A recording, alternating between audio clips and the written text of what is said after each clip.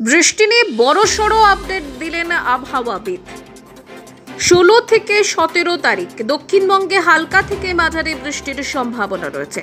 18 তারিখ থেকে বজ্রবিদ্যুৎ সহ বৃষ্টিপাতের সম্ভাবনা। বর্ষা ধীরে ধীরে অগ্রসর হচ্ছে, দিনের তাপমাত্রা ধীরে ধীরে কমবে। আগামী দুদিন পুরুলিয়া সহ বেশ কিছু জেলায় তাপপ্রবাহের সম্ভাবনা রয়েছে। শনিবার পশ্চিমের 5 জেলাতে তাপপ্রবাহের পরিস্থিতি হতে পারে। পশ্চিম মেদিনীপুর, ঝাড়গ্রাম, পুরুলিয়া, বাঁকুড়া, পশ্চিম বর্ধমান জেলায় তাপপ্রবাহের সম্ভাবনাও থাকছে। দুপুরের পর থেকে আবহাওয়ার পরিবর্তন হতে পারে। এদিকে কলকাতায় 18 তারিখ থেকে বৃষ্টিপাতের সম্ভাবনা রয়েছে। আগামী 4 থেকে 5 দিনের মধ্যে বর্ষা প্রবেশের সম্ভাবনা। কলকাতায় 16 থেকে 17 তারিখ হালকা থেকে মাঝারি বৃষ্টির সম্ভাবনা রয়েছে। কলকাতা সহ তার পার্শ্ববর্তী বেশ কিছু জেলায় বৃষ্টির সম্ভাবনা রয়েছে। এ বিষয়ে আরো জানবো, কি বলছেন আবহাওয়াবিদ, শুনবো। ধীরে ধীরে কমবে আগামী 4-5 দিন দক্ষিণবঙ্গের জেলাগুলিতে 2 থেকে 4 ডিগ্রির মতো দিনের তাপমাত্রাটা কমবে।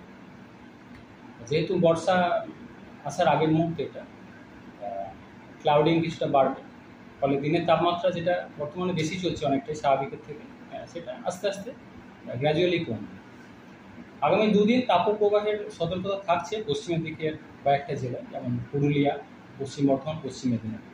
এই জেলাগুলো 2-1 জায়গায় তাপপ্রবাহের সতর্কতা রয়েছে আগামী দুদিন।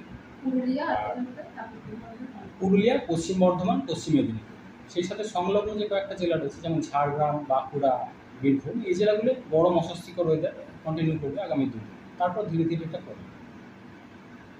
কলকাতা পার্শ্ববর্তী অঞ্চলে মেনলি 18 তারিখ থেকে বৃষ্টিপাতের সম্ভাবনা বাড়ছে।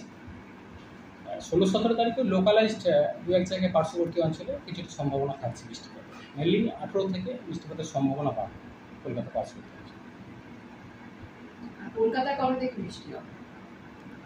18 তারিখ থেকে বৃষ্টিপাতের সম্ভাবনা বাড়বে। 16-17 তারিখেও লোকালাইজড 2-1 জায়গায় বৃষ্টিপাতের সম্ভাবনা থাকছে পার্শ্ববর্তী অঞ্চলে। হ্যাঁ, এখন যেটা চলছে সেই এখন থান্ডারস্টর্ম অ্যাক্টিভিটি বৃষ্টিপাত চলছে।